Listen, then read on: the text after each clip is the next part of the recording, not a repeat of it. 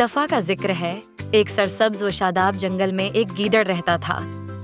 गीदड़ बहुत चालाक और होशियार था, लेकिन उसकी आदत थी कि हमेशा अपनी चालाकी से दूसरों को धोखा देता और फायदा उठाने की कोशिश करता।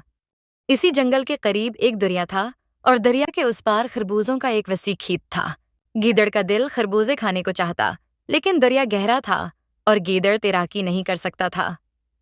वो हर रोज खेत को हसरत भरी नजरों से देखता और सोचता कि किसी तरह वहां पहुंचकर खरबूजे खाए। एक दिन गीदड़ की मुलाकात एक ऊंट से हुई, जो दरिया के करीब घास चर रहा था। ऊंट लंबा, ताकतवर और सीधा सादा जानवर था। गीदड़ को फौरन एक तरकीब सूझी। उसने ऊंट से कहा, ऊंट भैया, अगर तुम मुझे अपने ऊपर बैठाकर दरिया पार करा तो मैं तुम्हें एक ऐसी चीज खिलाऊंगा कि तुम पेट भरकर खाओगे और बहुत खुश हो जाओगे। ऊंट को गीदड़ की बात भली लगी और वो राजी हो गया। गीदड़ ऊंट के ऊपर बैठ गया और ऊंट ने दरिया में कदम रखा। रास्ते में गीदड़ अपनी चालाकी पर दिल ही दिल में हंस रहा था, लेकिन ऊंट को उसकी कोई खबर न थी।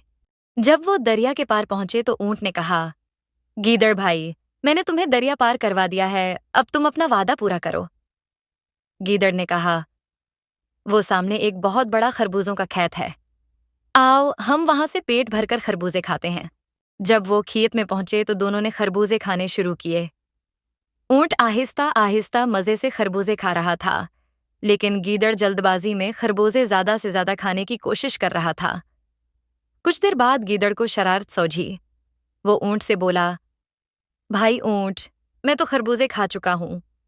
मुझे एक आदत है कि जब मैं पेट भर कर खाऊं तो मैं ऊंची ऊंची आवाजें लगाता हूं ताकि मेरा खाना हजम हो जाए।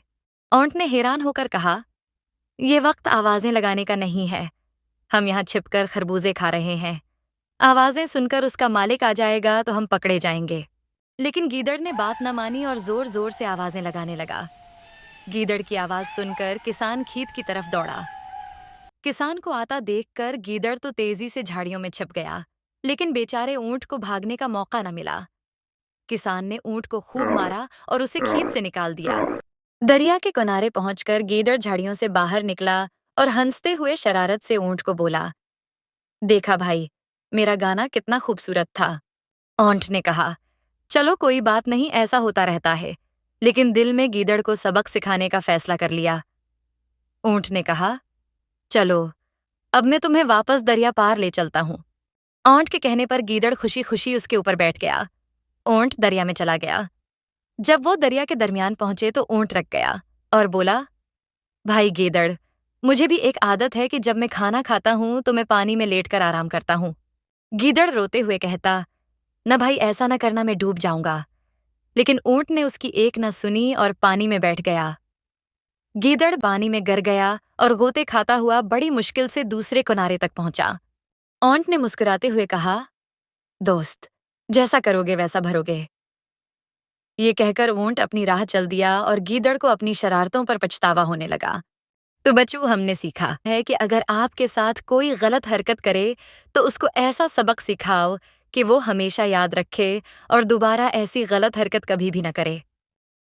बच्चों, इस तरह की और अच्छी अच्छी कार्टून की वीडियोस देखने के लिए हमारे चैनल को लाइक और सब्सक्राइब करें। शुक्रिया।